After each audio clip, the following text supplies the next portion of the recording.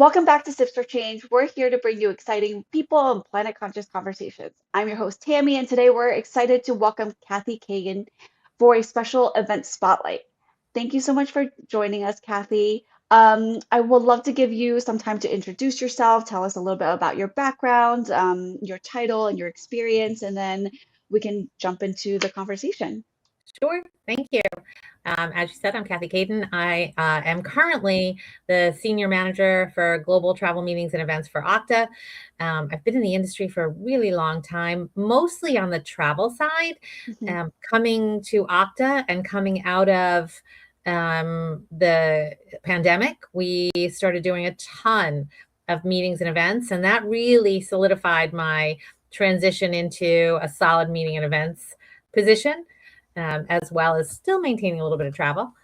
And also kind of made me very aware of the differences between travel and meetings and events. And so I've been there now for about 7 years, and we do a lot of meetings. We do about almost internal meetings. We do almost 300 a year. Wow, that's very impressive. Um, the highlight of our conversation today is to kind of spotlight on one of the events that I have briefly learned about from you in terms of kind of reframing the strategy around sustainability for that event, right? So, why don't you tell us a little bit about just the overall strategy when it comes to sustainability for Okta, where it was and where it is now? And then you can jump right in and telling us a little bit about that program that you did in Mexico, and then, a little bit more about that specific program. Sure. So Okta is a relatively new company. We're Hmm. celebrating our 17th birthday this year, so we are Oh, definitely in our wow. teenage years. And as I said, coming out of the pandemic, we started structuring a meeting and events team and a process. Going into it, we didn't have anything formal, and meetings and events were handled regionally by Hmm. salespeople or executive assistants, etc. Coming out of it, we did have this process, but we didn't have a lot of strategy. It Hmm. was kind of drinking from a fire hose, and we were doing everything we could just to stay afloat. Yep. Um, as we got a little more settled in the process, we were able to develop a little bit more of a strategy around meetings and events. And Okta's very focused on meeting our science-based targets that we Hmm. issued years ago. And this is really a struggle for us because we created these very firm, absolute science based targets at a time when we were about a third of the size that we are now. So, Yeah. creating these targets when you're a growing organization or meeting the targets is a challenge. Hmm. So, we looked at meetings and events and how we could meet some of those goals or kind of move the needle at least by incorporating sustainability practices into our internal meetings and events. Hmm. Some of those that we've started to look at, we've looked at particularly the larger ones right now. Hmm. We're really looking at the ones that are, 100, 200, 300, because that's really where we can make the most impact right now. Hmm. And then going down the road, we'll look at some of the smaller ones and what we can do there. Really quickly to interject, Mhm. for our audience who may not be familiar with science-based targets, can you kind of just share a little bit about what that is or some examples of what that is for Okta? Yeah. So, as I said, we set these absolute targets for reducing carbon emissions, and Hmm. an absolute target is really saying that we're going to where we stand today, and for us, it was back in like 2021. Where we stand today, we're going to reduce our carbon emissions by 40%. Hmm. And making that an absolute, it's not 40%, it's 40% of where we stand today, not 40% of our, including growth, including sales, including. So when you make Hmm. an absolute, it's, it doesn't matter if you're 2,000 employees or you're 20,000 employees. Yeah. The number that you're reducing is based on the number today.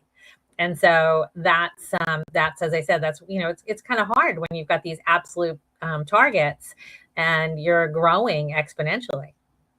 Yeah, I definitely think that's a very impressive target, and I think that's incredible that Okta is committing themselves to that.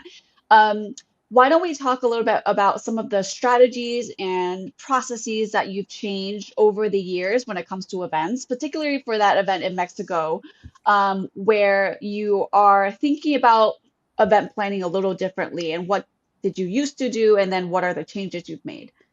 Yeah, so it's really starts early on, and this event in Mexico that we did in the fall of 2025, we started planning this event actually not long enough in advance, probably about 6 months in advance, and it was Oh 200 wow. people. Yeah, so we tend to work on a really short lead time.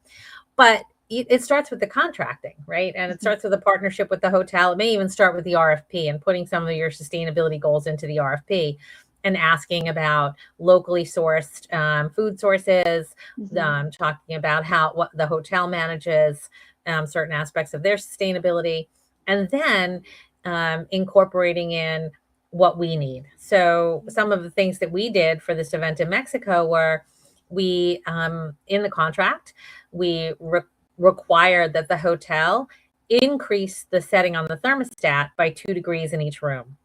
Oh wow. Um, we also required that they only do housekeeping every other day. It was still Mhm. available. If somebody called and said, I need more towels, they could still get it. But Mhm. instead of housekeeping every single day, they were only getting it every other day. And then I think the biggest piece was the weighing, measuring, and reporting of food waste, and really kind of delineating that into reusable, compostable, and actual waste. And so that piece was really a big win for us to get the hotel to agree to. Mhm. And so every day they weighed and measured, and every morning they reported it back. Wow. Okay.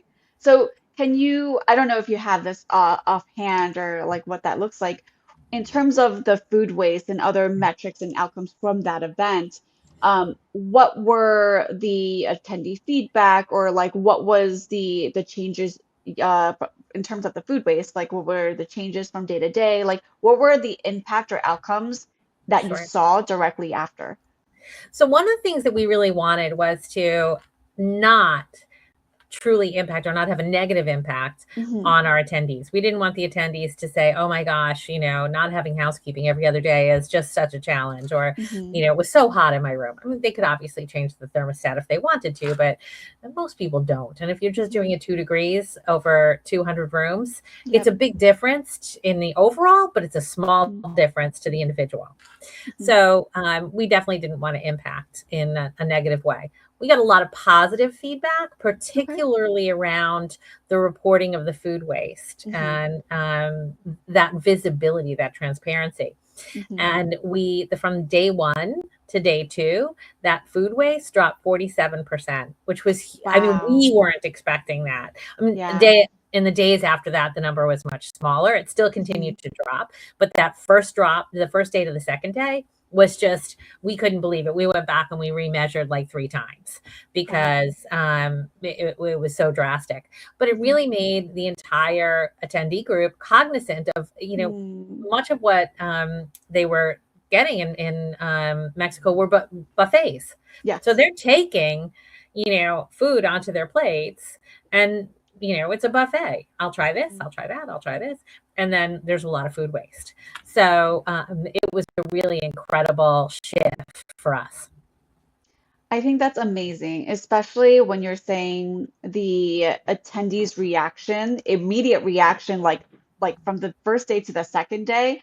I think that's so incredible that you were able to do that and also impact the attendee experience in a way where they were participatory, right? Like they can also influence how the event results go in terms of the food waste, and I think that's super incredible. It was also interesting too because the benefit to the hotel Mhm. was, in addition to the ability to do this, the learning for them was great because Mhm. when people take things from a buffet, and you're not measuring it, you're not Mhm. calculating it. The hotel doesn't necessarily always, or is not always aware of Mhm. what the best dish is versus what the least desired dish is. We won't go, the least desired. Um, but when they're people are making conscious choices, Hmm. they may go back for more of a dish that they like, but they're not going back for that least desired dish. And that's a learning for the hotel to maybe not make that dish the next time, or not include that dish, or to change it up. So the hotel had some valuable learning as well. That's amazing. And so, can I ask, is this something that the hotel was able to do prior to your event, or is this something that you requested them to do and implement? It was something that we requested, Mm, required, contracted I for see. them to do. They had not done it before. So then, when we're talking about sourcing hotels and while you're looking at vendors, when you were going out with RFPs and making this request, was it difficult? And did you see pushback or challenges from some of the RFPs that you've received in saying that whether or not they were able to do this, or whether or not it was going to be a difficult challenge for them to be able to do this? Surprisingly, it was methodology was Hmm. kind of more of the conversation. Mm, How are we going to divide this and measure it, or divide this and weigh it? And so methodology, hmm. also end result. So if something's compostable, that's great, but where's it going? Yep. So um, the that was a little more difficult than the actual getting them to agree to Mm, the overall. We actually were surprised in that once we did it, got it into a contract for a group of 200, mhm. how easy it was for another side of our house at Okta to get it into a contract for 2,000. So that hasn't Wow. happened yet, but we're excited to see that, and Yeah. excited to see the impact on, Hmm. something that's so much greater than the 200-person meeting. And it's now part of, we're doing another meeting in Mexico in March, and it's now part of that contract. So I think once you do it, Hmm. and even from our side, it was the first time we had done it. So now knowing that the capability and how to get it done, it's easier for us to work with the hotel as well. That is great. So I think this segues over to my next question, which is amazing. It looks like this one particular event has inspired and kind of had a snowball effect, inspiring other teams and other events to also implement this request when sourcing vendors.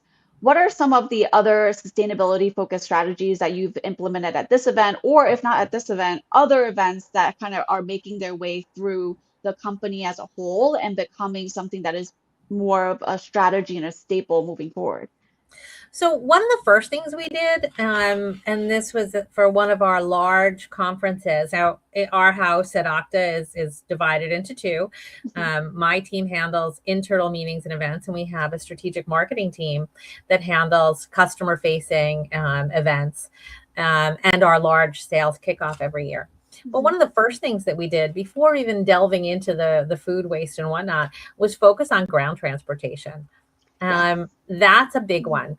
When Mhm. you have a lot of attendees, it's easy to tell all of your attendees to take a ride service and, Mhm. get there. But, coming out of the pandemic, the reason we had so many meetings and events is because our attendees don't know each other. Mhm. So they could literally be standing side by side, waiting for a ride share to the same place and not Yes. know each other. And so this was something that we looked at and we said, okay, well, we looked at how many people can we shift from a ride share to a shuttle.